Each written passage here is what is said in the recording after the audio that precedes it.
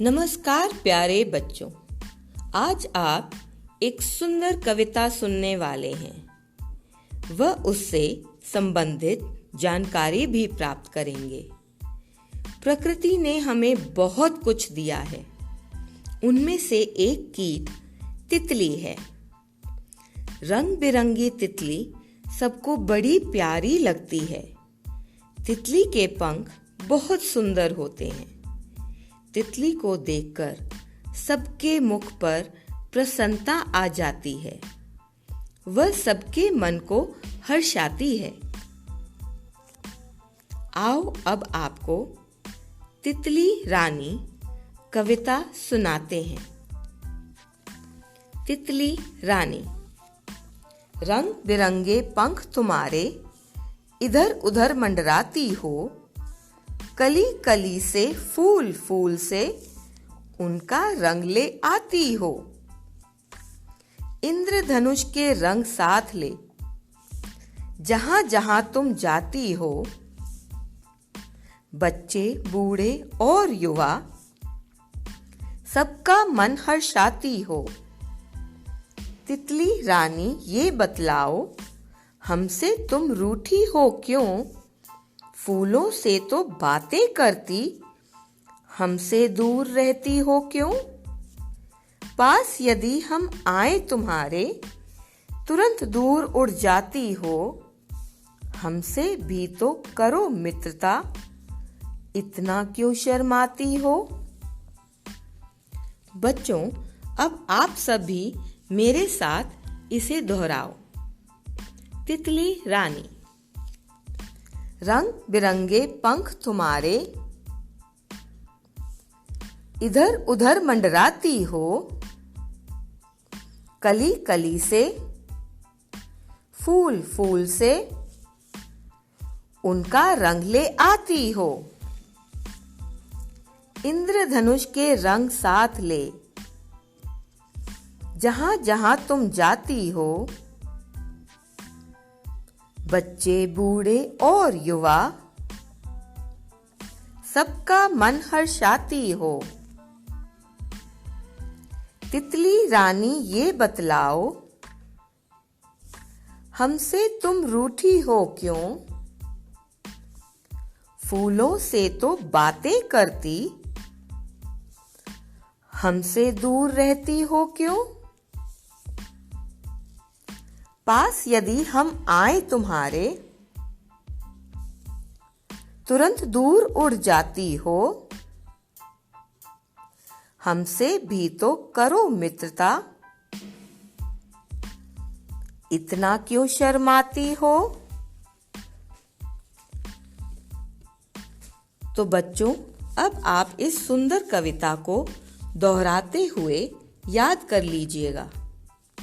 चलिए, अब आपको तितली के कुछ रोचक तथ्यों के बारे में बतलाती हूँ। तितली का जीवन काल बहुत छोटा होता है। यह लगभग 3 या 4 सप्ताह तक ही जीवित रहती है। तितली के देखने, सूंघने, स्वाद चखने व उड़ने के अतिरिक्त जगह को पहचानने की इसमें अद्भुत क्षमता होती है। तितलियों को उनके एंटीना और पैरों से गंध और स्वाद का पता चलता है। जन्म के बाद एक लार्वा को तितली बनने में 10 से 15 दिन लगते हैं। तितली की आंखों में 6000 लेंस लगे होते हैं। भारत में तितलियों की 1500 से अधिक प्रजातियां पाई जाती हैं। तितली 15 से 17 किलोमीटर प्रति घंटा की गति से उड़ सकती है। दुनिया की सबसे तेज उड़ने वाली तितली मोनार्क है। दुनिया की सबसे बड़ी तितली 12 इंच की है और सबसे छोटी तितली का आकार आधे इंच के बराबर है। तितली में सुनने की क्षमता नहीं होती, लेकिन ये वाइब्रेशन अथवा कंपन को महसूस कर सकती है। तितली दुनिया के हर हिस्से में पाई जाती है, परंतु अंटार्कटिका की ही एक ऐसा महाद्वीप है जहां एक भी तितली नहीं है। बच्चों, तितली बनने तक का जीवन बहुत मुश्किल का व संघर्षपूर्ण होता है। आओ तितली के जीवन चक्र के बारे में जानकारी प्राप्त करें। तितलियां अंडे देती हैं, लेकिन तितलियों में अंडे देने वाले अन्य जंतुओं की भांति अंडे से शिशु तितलियां सीधे विकसित नहीं होती। तितली के अंडे में विकास अलग तरह से होता है। चलो आपको बताते हैं कि कैसे तितली के अंडे से एक नई तितली बनती है। एक मादा तितली ऐसे पत्ते को चुनती है जिससे उसके शिशु पोषण प्राप्त कर सकते हैं। वह पत्ते के निचली सतह अथवा हिस्से पर कई अंडे देती हैं। ऐसा करके वह अपने शत्रुओं से अपने अंडे छुपाती है। कुछ अंडे बच जाएंगे, जबकि कुछ चींटियों द्वारा नष्ट हो जाएंगे। यदि मौसम बहुत गर्म हो जाता है तो भी अंडे नष्ट हो जाएंगे। यदि मौसम गर्म और नरम रहता है तो अंडे विकसित होते हैं। कुछ दिनों के बाद एक छोटा सा कीट निकलता है, जिससे कैटरपिलर लार्वा कहा जाता है। जैसे ही वह बाहर निकलता है, वह अपना पोषण लेना शुरू कर देता है। इसका पहला भोजन खाली अंडे का खोल होता है। फिर वह हर समय पत्तों को खाता है और आकार में बढ़ता रहता है। कुछ ही दिनों में वह एक बड़ा मोटा सा स्वस्थ कैटरपिलर बन जाता है।